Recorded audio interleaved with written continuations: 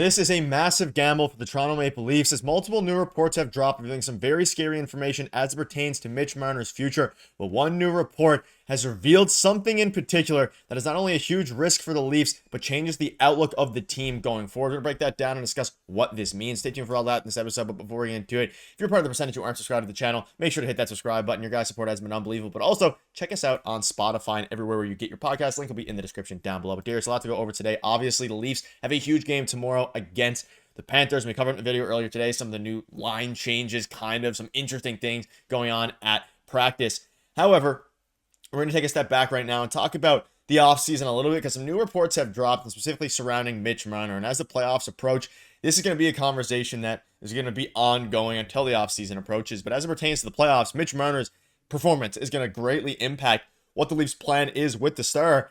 And some interesting new reports have dropped. Now, a new article here, you can see it's here from Jonas Siegel. If Mitch Marner leaves the Maple Leafs in free agency, what is plan B? And this is from Jonas Siegel. Keep that in mind. Before we dive in, let's take a quick look at how, assuming no trades are made, the Leafs are set up for next season when the cap will spike. Now, this is very interesting. The cap is going up to $95.5 million.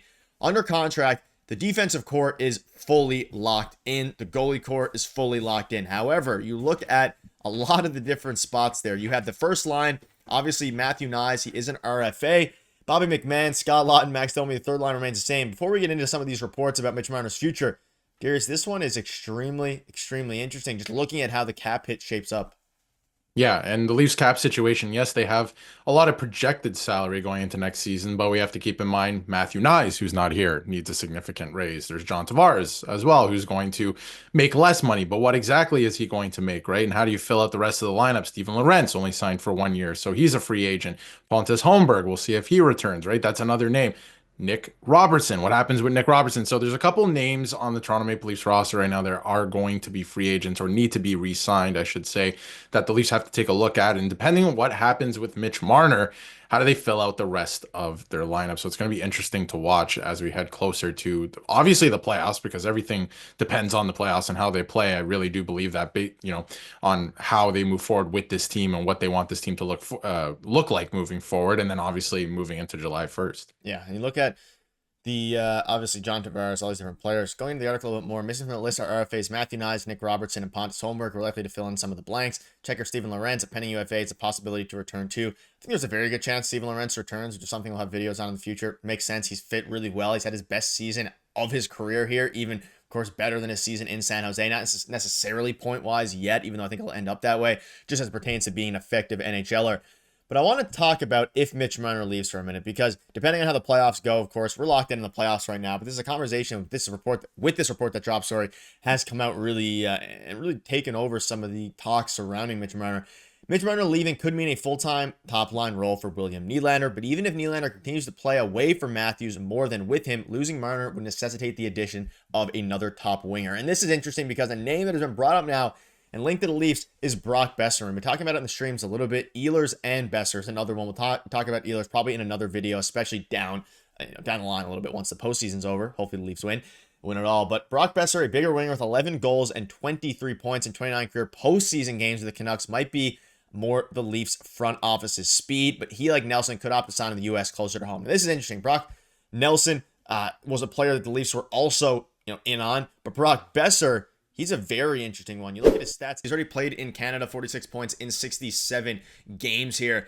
This is a very interesting one because obviously we talk about how the Toronto Maple Leafs need to get somebody to replace Mitch Marner if he leaves. And again, we're not saying he's going to leave for sure, but being linked to Brock Boeser, I think it's a very interesting option. He'll come in cheaper than Mitch Marner, and obviously they'll have to make multiple moves in order to contribute to the amount of points and get the amount of points, but also just production that Mitch Marner provides. But he's also a proven postseason guy. This could make some sense if he leaves, but it is a huge risk with Mitch Marner leaving nonetheless. Yeah, you're going to have to fill out your lineup somehow if Mitch Marner leaves, and I think Brock Boeser could be a very good option. Now, does Brock Boeser want to come to Toronto? I'm not sure. He wasn't traded at the deadline. There's been rumors for years about him wanting to go to Minnesota, so that's something as well. I completely forgot that he was only 28 years old. I thought he was already in his 30s, so it would make sense in that regard as well. He's not that old, right? So you can sign him long term.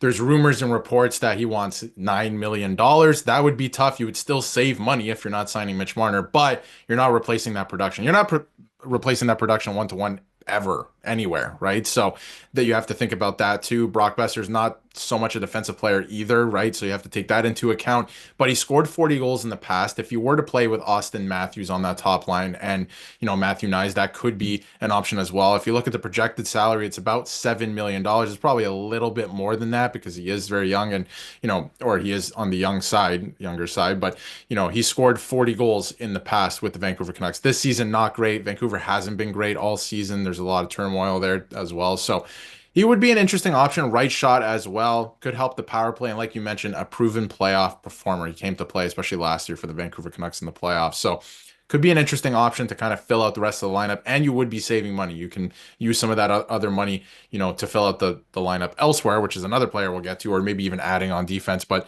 you got your defense kind of locked in here for the next 2 to 3 years anyway. Yeah, and obviously the focus right now is the playoffs, but you really start to have to you're gonna have to start looking ahead a little bit beyond that, because I think this postseason is going to directly impact not only the future of Mitch Marner, but you look at what Jonas Siegel posted here, the future of this team. You have 3 spots now, really 2, because I think there's no doubt that they're going to match whatever offer she comes from Matthew Nyes, which could also impact the amount that Mitch Marner gets or doesn't get from the Leafs.